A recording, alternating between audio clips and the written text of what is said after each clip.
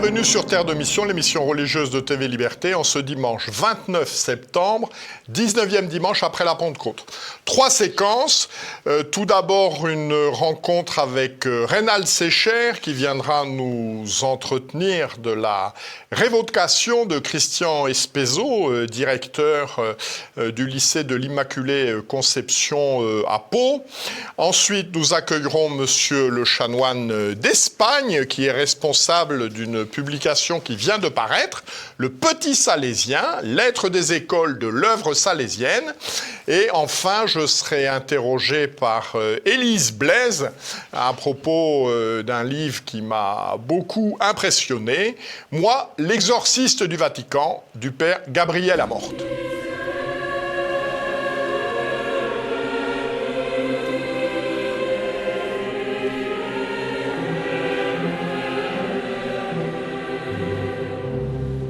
Bonjour Reynald Secher.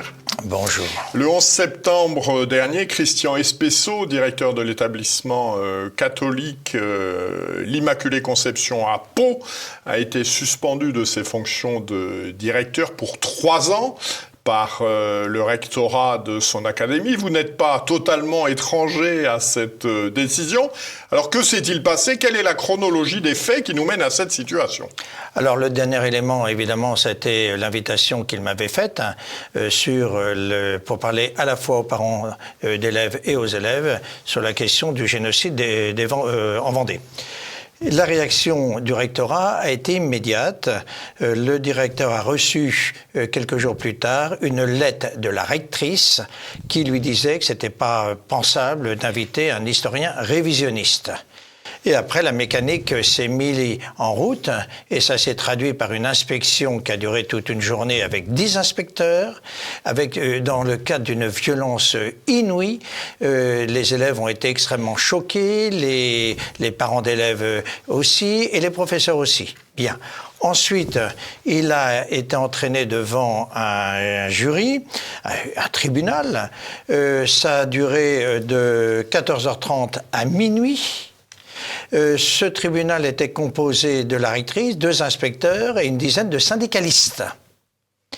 Ça a été aussi d'une violence incroyable. C'était à charge par rapport à des dénonciations anonymes et il a produit un certain nombre de documents et de témoignages qui n'ont servi à rien. Puis après, il y a eu la notification qui a été, elle aussi, d'une violence incroyable puisque ça a duré exactement 10 minutes, une mise à pied qui a duré 10 minutes et en plus, ils ont téléphoné à l'OGEC pour demander la suspension immédiate de sa rémunération. Donc une violence absolument incroyable. Alors quels sont les faits reprochés ? Outre le fait qu'il m'ait invité. Ça n'a pas été retenu dans les conclusions de la notification. Entre autres, enseignement de catéchisme, confession sur les heures de cours, etc. Bien entendu, tout ça est faux. C'est une pure manipulation politique et idéologique. Alors pourquoi est-ce qu'on en veut tant à cet homme? On en veut tant à cet homme pour 2 raisons.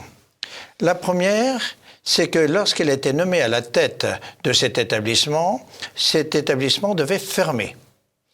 2013. Oui, il est à la tête depuis 10 ou 15 ans? 2013. 2013. En 13 ans, il en a fait un établissement d'excellence, puisqu'il a 100% de résultats au bac et avec une grande proportion de mentions très bien, assez bien. Et deuxièmement, il a joué la diversification, c'est-à-dire au-delà du lycée d'enseignement général, il a créé un certain nombre d'autres structures, notamment un CFA, avec là aussi beaucoup de bons résultats. En fait, on lui reproche fondamentalement de démontrer qu'avec peu de moyens, on peut faire quelque chose dans le cadre de l'enseignement et on peut créer de l'excellence. C'est ça fondamentalement qui lui est reproché. Et d'ailleurs, l'éducation nationale, plutôt que de le virer comme elle le fait, elle ferait mieux de l'écouter et de prendre conseil auprès de lui pour faire évoluer l'éducation nationale. Alors comment réagissent les parents d'une part, la communauté éducative, comme on dit aujourd'hui, les professeurs d'autre part? C'est la stupeur, le choc, le fracas. et ils s'organisent dans le cadre d'une association, ils font des pétitions, des manifestations, etc. Mais la rectrice est extrêmement sectaire. Moi, je lui ai écrit personnellement pour qu'elle s'explique au niveau de ce qu'elle a dit sur moi. Je n'ai même pas eu de réponse. C'est une idéologue et elle ira sans aucun doute jusqu'au bout. Alors, quelles sont les réactions de la direction diocésaine de l'enseignement catholique, puisque nous sommes dans le diocèse de Pau, donc de Bayonne, de Monseigneur Hayet, et d'autre part du secrétariat général de l'enseignement catholique? Alors, entre autres, un des griefs qui a été fait à M. Espesso, c'est d'avoir invité M. Hayet, puisque c'est comme ça qu'au niveau du rectorat, on l'appelle. Bien. Donc, c'est compliqué. Pour le moment, il n'y a pas de réaction officielle. Je pense qu'ils attendent les référés et puis, bien entendu... Donc, il y a un référé en cours. Il y a un référé qui va être fait dans les jours qui viennent. Et puis, bien entendu, il y aura une demande de jugement quant au fond. C'est une histoire gravissime. Et la direction nationale de l'enseignement privé devrait être très attentive à ce qui se passe à Pau. Donc il y a un litige judiciaire en cours. Qui va être, mis en œuvre dans les jours qui viennent, oui. Voilà. Et donc, je suppose qu'un nouveau directeur a été ou va être nommé. Alors je pense qu'ils ont pris les moyens adéquats pour cela, mais ce qui est dramatique, c'est que cet homme exceptionnel se retrouve du jour au lendemain banni, sanctionné et quasiment sans revenu, alors qu'il a créé quelque chose d'exceptionnel. Alors il n'y a pas, parce que généralement dans toute mesure de justice, il y a une structure d'appel. Donc là, le recteur prend une décision, ou la rectrice. Y a-t-il une structure d'appel en disant « je ne suis pas d'accord avec la décision, je m'adresse au ministre, je ne sais pas ». Alors c'est en cours. Là, je pense qu'il est escorté par un certain nombre de juristes, de bons conseils, et ils sont en train de réfléchir sur la bonne démarche à réaliser. Alors, est-ce que ça vous semble être une initiative locale de la rectrice ou est-ce que ça procède d'un climat général en ayant toujours en tête que, selon le président de la République Emmanuel Macron, le rôle de l'école, c'est de faire des républicains. C'est pas d'apprendre à lire et à écrire, c'est de faire des républicains. En l'occurrence, c'est pas le problème, puisque, je répète, 100% des hommes des femmes oui. Qui se présentent au bac, on se bac. Oui. Donc au niveau du fond, il n'y a pas de problème. Je pense que c'est beaucoup plus les caractéristiques de cet enseignement délivré par cette école qui sont remises en question par le rectorat. En fait, ils n'acceptent pas qu'une école comme ça soit une école d'excellence. Je crois que c'est là le grand problème. Alors, que prévoit la loi, par exemple, dans le cadre des contrats d'association, sur l'enseignement religieux? Est-ce que la loi prévoit que l'enseignement religieux peut être obligatoire dans une école ou est-ce que c'est interdit? Alors, l'enseignement religieux proprement dit est interdit et ça doit être hors des cours.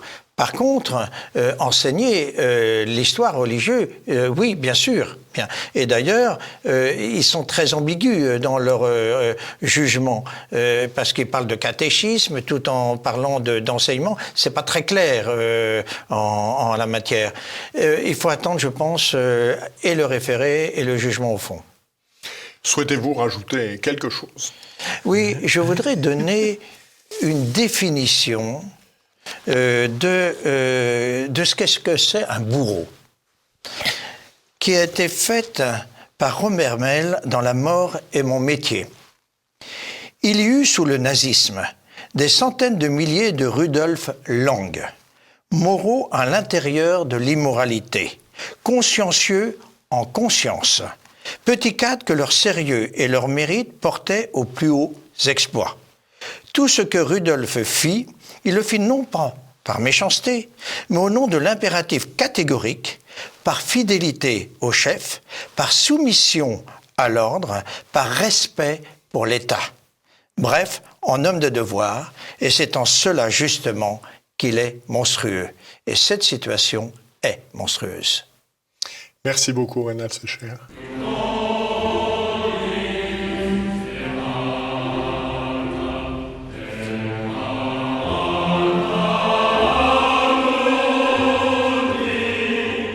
Bonjour Monsieur le Chanoine. Bonjour monsieur. Vous êtes responsable des écoles de l'Institut du Christ-Roi Souverain Prêtre et à ce titre, vous venez de publier le numéro 3 d'une publication qui s'appelle Le Petit Salésien, la lettre des écoles. Alors de quoi s'agit-il? Quel est l'objectif de cette publication? Merci monsieur pour votre invitation. Alors ce Petit Salésien, c'est la revue annuelle des écoles soutenue par l'Institut du Christ-Roi en France, soutenue par ce qu'on appelle un fonds de dotation qui s'appelle l'œuvre salésienne et qui soutient toutes les œuvres d'éducation et entre autres donc les écoles. Le Petit Salésien, c'est une revue annuelle qui a pour objectif d'abord de faire connaître nos écoles, parce que pour rayonner, pour donner peut-être envie aux familles d'inscrire leurs enfants, pour permettre aussi à ces écoles de se développer. On fait connaître ces écoles par ce numéro. Et puis ensuite, le deuxième objectif, c'est bien sûr de donner un contenu pour les éducateurs, pour les familles, pour les professeurs, pour qu'ils puissent aussi se nourrir de cet esprit salésien que nous voulons voir fleurir dans nos écoles. Et donc, dans ce numéro, ils verront tout un tas d'articles proprement éducatifs et scolaires, parce qu'il existe peu, finalement, dans notre famille de pensée, des revues proprement éducatives, si vous voulez. Et donc, l'objectif de cette revue, c'est de nourrir l'intelligence de nos professeurs, de nos éducateurs, de nos directeurs et même des familles, et puis tous ceux qui s'intéressent.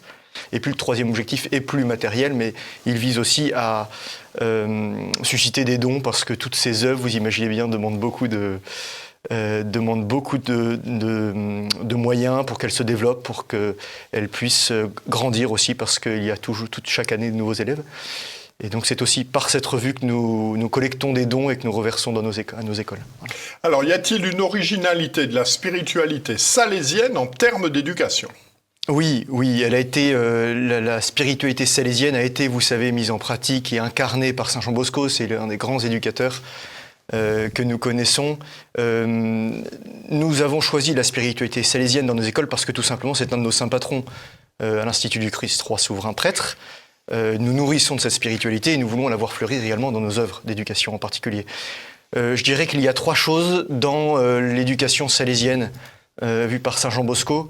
La première, c'est un climat, une atmosphère que l'on veut voir fleurir dans nos écoles. C'est une atmosphère de famille joyeuse. Alors, c'est très salésien de parler comme ça de l'école, parce que Saint Jean Bosco voulait vraiment que le climat des familles soit reproduit dans les écoles. Nos écoles sont familiales, tout simplement parce que souvent, la plupart du temps, elles ont été à l'initiative de familles, elles sont entretenues par les familles, leur développement dépend beaucoup de l'investissement des familles, et nous mettons toujours un point d'honneur à ce que nos éducateurs, nos directeurs, nos professeurs soient toujours en lien direct avec les familles, et que le lien ne soit pas juste derrière un bulletin de liaison ou un écran, si vous voulez. Donc ce lien avec les familles est très important, et famille joyeuse, parce que là aussi on a toujours cette image de Saint Jean Bosco, un apôtre de la joie, qui reprenait souvent cette phrase de Saint François de Sales, vous savez, un saint triste est un triste saint, parce que une âme ne se développe, ne s'épanouit que dans la joie, et c'est proprement salésien aussi parce que on fait toujours mieux les choses qu'on a à faire quand elles sont dans la joie. Et donc de son côté, l'éducateur et les chanoines et toute la communauté éducative d'une école cherchent à faire vivre ce climat de joie dans les écoles pour permettre aux enfants de grandir dans la paix et de se nourrir dans cela. Ensuite, la deuxième manière d'éduquer salésiennement, c'est la confiance. On parle beaucoup de la confiance dans l'éducation salésienne.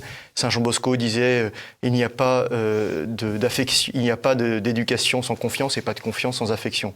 Donc la confiance, c'est un peu si vous voulez, la clé de voûte de l'éducation salésienne. Et cette confiance, les professeurs et les éducateurs doivent la conquérir, si vous voulez. Alors ça se conquiert, la confiance, par une attitude vertueuse. Le professeur, c'est très exigeant d'être professeur, c'est très exigeant d'être éducateur, et ça demande de pratiquer des vertus. Et dans la spiritualité salésienne, les vertus qui ressortent en premier lieu, c'est la charité et la douceur, parce que c'est comme ça que l'élève, l'enfant, va se sentir aimé, va se sentir considéré. Et cette charité, cette douceur ne va pas sans une certaine fermeté, parce qu'il y a un cadre quand même à tout ça. C'est pas il y a une discipline qui est vue comme un moyen, pas comme une fin, mais il y a quand même une discipline. Et cette fermeté est nécessaire aussi pour l'éducateur, parce qu'il doit montrer à l'élève qu'il peut s'appuyer sur lui. L'élève doit voir dans l'éducateur un roc sur lequel il peut s'appuyer. Et puis le troisième aspect de cette spiritualité salésienne, eh bien, c'est cette vision très claire de la fin surnaturelle de l'homme. Alors vous allez peut-être me dire que c'est le cas dans toutes les écoles catholiques, catholiques de fond en comble, mais Saint Jean Bosco abordait souvent la question des fins dernières avec ses enfants. Parce que c'est le but de toute éducation. Il ne veut pas simplement, former des honnêtes gens, mais des saints. Et donc, à partir de là, eh bien, cette éducation salésienne va mettre à l'honneur les sacrements et la prière. Voilà. Donc, en fait, les élèves aussi vivent dans cette atmosphère. Ils savent qu'ils peuvent avoir un prêtre disponible pour se confesser. Ils ont la communion régulièrement, ils ont la messe, ils vivent des sacrements. Et parce que Saint Jean Bosco savait très bien que sans la grâce, eh bien, rien ne se passe. Voilà. C'est un peu les 3 points de l'éducation salésienne, la vie familiale joyeuse, l'importance de la grâce et puis la confiance. Alors, les écoles dont il est question, combien sont-elles? Où sont-elles implantées? Ça représente combien d'élèves? Alors, c'est un réseau d'écoles donc il y a 9 écoles à ce jour. Les premières sont nées en 1989, vous voyez par là, et les dernières sont toutes récentes, 2023-2024, et donc il y a 9 écoles, un peu partout dans la France, à Reims, à Rennes, à Limoges, à Saintes, à Brive, au Pec, à Rennes, à Montpellier, voilà. Et ça représente 1600 élèves environ, voilà. Pour vous donner un petit aperçu, il y a 10 ans, dans ce même réseau, forcément moins d'écoles, mais il y avait autour de 1000 élèves, 1100, 1200, autour de là. Et puis aujourd'hui, 1600, et la Providence est toujours là pour nous montrer quelques projets qu'il faut essayer d'accompagner le mieux possible. Voilà. Alors, pouvez-vous nous présenter ce numéro? Que contient-il? Alors, c'est un numéro qui comporte 35 pages précisément. Il donne d'abord des nouvelles, comme je vous le disais au début de l'émission, de nos écoles. Donc, il y a un petit encart pour chaque école qui donne à toutes les familles la possibilité de savoir comment se porte ce réseau. Il y a aussi un petit encart sur cette réunion annuelle des directeurs que nous faisons pour ce réseau. Et puis ensuite, un certain nombre d'articles proprement pédagogiques, plusieurs sur les vertus proprement salésiennes, enfin, voilà, le système préventif de Saint Jean Bosco, c'est un chanoine, un confrère qui le fait. Et puis un autre sur la relation qu'il doit y avoir entre les parents et les professeurs. Et puis ensuite tout un dossier sur la culture, la transmission de la culture, qui est si importante dans nos écoles, avec l'importance des humanités, l'importance de l'art, de la musique, et tout ce qu'on peut transmettre dans une école. Et puis vous trouverez également dans ce numéro des vertus que nous essayons de développer pour les élèves comme pour les professeurs. Donc cette année, les vertus qui sont mises à l'honneur, c'est pour l'élève, c'est le bon esprit, et pour l'éducateur, eh bien, c'est la vertu de patience qui est importante dans tous ces milieux. Et puis, vous trouverez également ce que nous aimons beaucoup sont les exemples d'éducateurs, de saints éducateurs. Et ça inspire beaucoup nos professeurs, ça inspire beaucoup nos cadres d'avoir ce genre d'exemple. Et cette année, c'est Saint Jean-Baptiste de La Salle qui est mis à l'honneur, un très grand, donc on appelle ça un LAS, il a fondé les Lassaliens, les pédagogies lassaliennes, mais qui a des points communs avec la pédagogie salésienne. Et donc nous l'avons mis à l'honneur pour que nous puissions nous inspirer de cette figure. Voilà, alors ce sont des articles qui sont rédigés par des chanoines, parce que les prêtres dans nos écoles ont les fonctions d'aumôniers et sont assez présents s'investissent beaucoup dans les écoles. Et puis ensuite, par les professeurs eux-mêmes, par les éducateurs, par les directeurs, vous verrez, il y a même des journalistes qui écrivent. Mais voilà, ce sont des gens qui connaissent le terrain qui ont écrit cette revue. Voilà. Alors globalement, comment s'est passée cette rentrée, puisque nous sommes quelques jours après la rentrée? Eh bien, vous savez que dans les écoles, les rentrées, ce sont des moments très importants, effectivement, parce qu'il y a un certain nombre d'échanges avec les parents, il y a la présentation de l'école. On dit tout de l'esprit de l'école, généralement, à la rentrée. La rentrée s'est bien passée. Nos écoles vont bien. Il y a eu même quelques travaux, quelques agrandissements, quelques projets qui sont en cours. Nos professeurs vont bien. Il n'y a pas eu de difficultés. Donc, nous commençons avec joie cette nouvelle année dans toutes les écoles de ce réseau salésien. Alors, comment rester en contact avec vous? Une adresse internet peut-être? Oui, vous trouverez sur le site de la province de France de l'Institut du Christ III, souverain prêtre, un onglet qui s'appelle l'œuvre salésienne et toutes les informations sur nos écoles. Sur le site, vous pourrez également accéder au site internet de chacune de nos écoles et vous pourrez également télécharger en PDF, c'est très pratique, très facile, les numéros du Petit Salésien pour les découvrir et les faire découvrir à vos proches. Eh bien, je vous remercie. Souhaitez-vous rajouter quelque chose? Eh bien, je vous dirais... oui, je voudrais rajouter quelque chose. Nous avons besoin de vos prières pour que ces écoles grandissent et qu'elles soient toujours sous la protection du bon Dieu, et puis qu'elles puissent grandir aussi grâce à vos dons. Donc n'hésitez pas aussi, par quelques clics, à apporter votre soutien à ces écoles qui en ont tant besoin. Merci, Monsieur Chanoine. Merci beaucoup, monsieur. Merci beaucoup.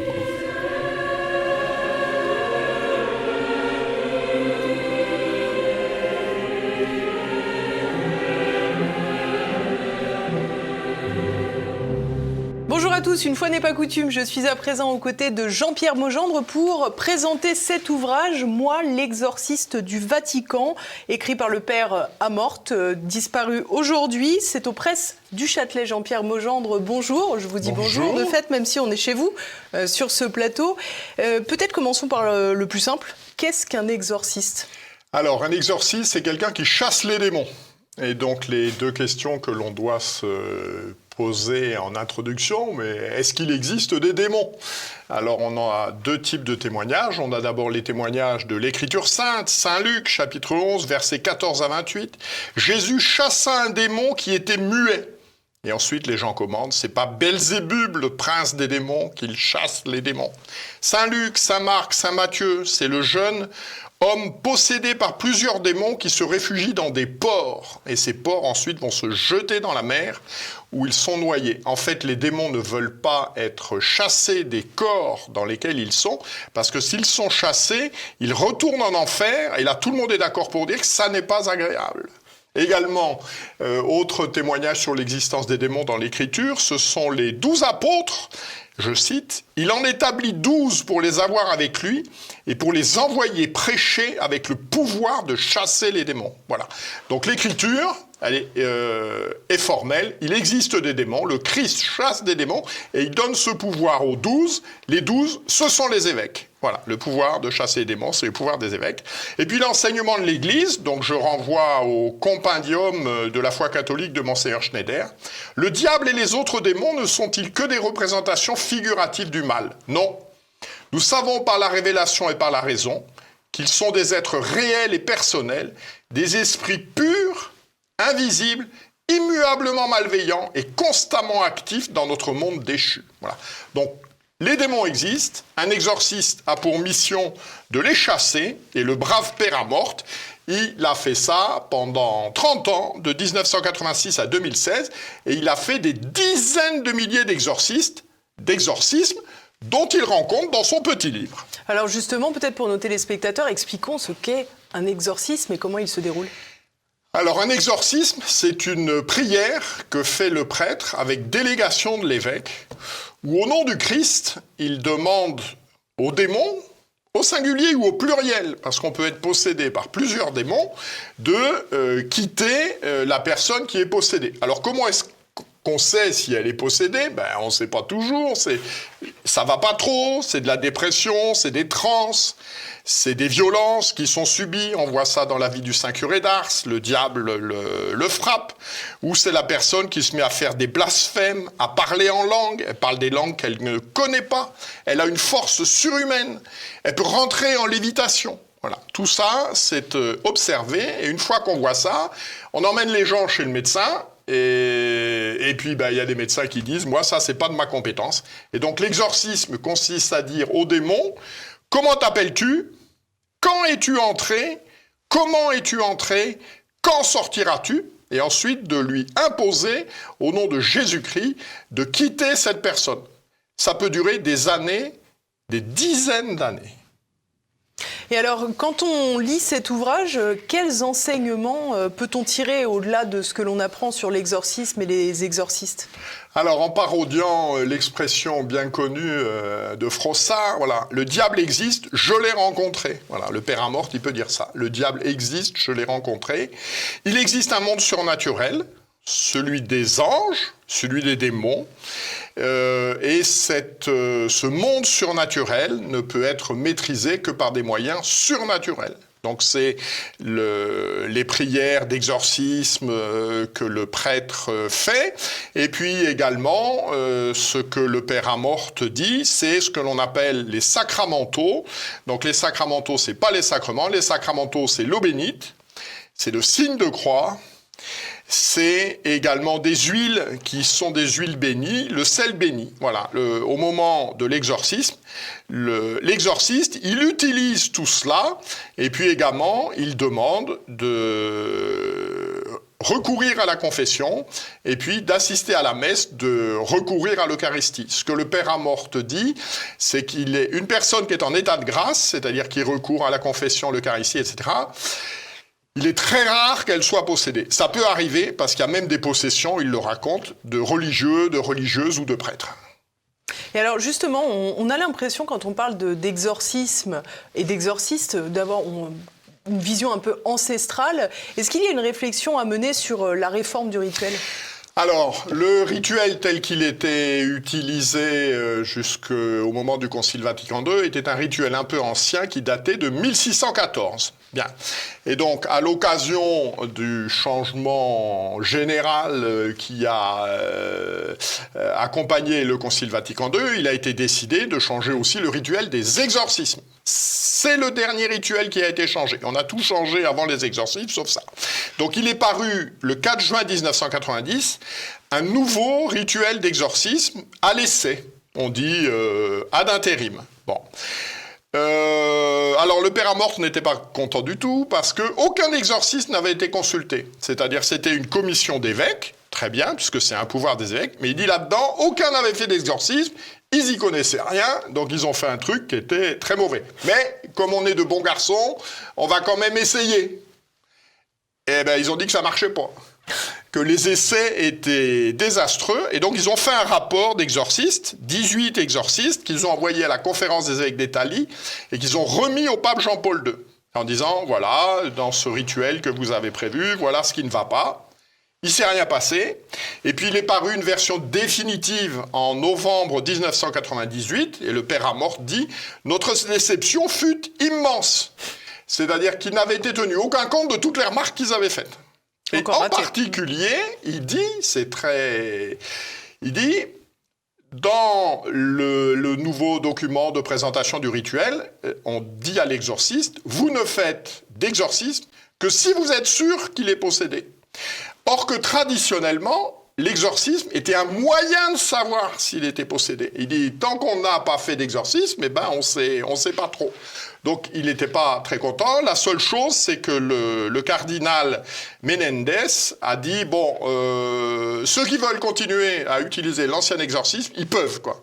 Et donc, c'est aujourd'hui ce qui se passe. L'immense majorité des exorcistes utilise l'ancien rituel, en voyant le père Amorth qui insiste bien, le cardinal Ratzinger, donc futur Benoît XVI, Jean-Paul II d'autre part, étaient très sensibilisés à cette question du démon, mais ce que dit le père Amorth, il dit intellectuellement, il y a des gens qui sont sensibilisés, il dit ne nous leurrons pas, il y a un nombre important d'évêques et de cardinaux qui n'y croient pas, mais sur le terrain, il ne se passe rien, c'est-à-dire normalement, il devrait y avoir un exorciste par diocèse, c'est très loin d'être le cas. Et alors peut-être pour garder cette dernière minute, Jean-Pierre Maugendre, on pourrait avoir 2 bonnes nouvelles. Alors, il finit quand même par 2 bonnes nouvelles. Après ce constat, il y a à un moment donné, il y a une description de rites sataniques avec des enfants et tout, c'est vraiment monstrueux. Mais il dit, j'ai vu ça. Les 2 bonnes nouvelles, c'est que la victoire du Christ est inéluctable. C'est-à-dire qu'à la fin des temps, à la fin du monde, au moment de la parousie, le Christ sera vainqueur. Et puis, il dit quelque chose que j'ai trouvé très intéressant. Il dit... On fait l'analogie avec le chien de garde. Voilà. Le chien de garde, tant que vous l'embêtez pas, vous êtes tranquille. C'est du jour où vous allez l'embêter qu'il va vous arracher la moitié de la fesse. Et il dit, le diable, c'est la même chose. Tant que vous l'embêtez pas, tant que vous jouez pas avec lui, par le spiritisme, par le fait de faire tourner les tables, par l'occultisme, par l'ésotérisme, etc.